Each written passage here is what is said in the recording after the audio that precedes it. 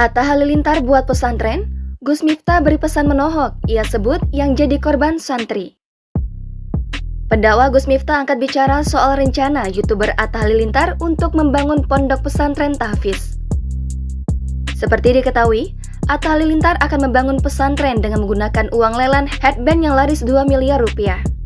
Perihal itu, Gus Miftah memberi pesan dan saran soal pesantren yang gulung tikar. Menurut Gus Miftah, pembangunan pesantren bukan semata-mata soal uang.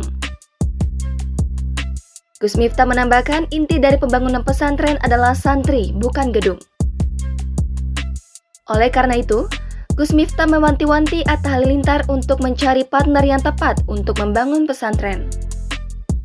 Pasalnya, orang yang keliru untuk diajak membangun pesantren dapat membuat pesantren gulung tikar.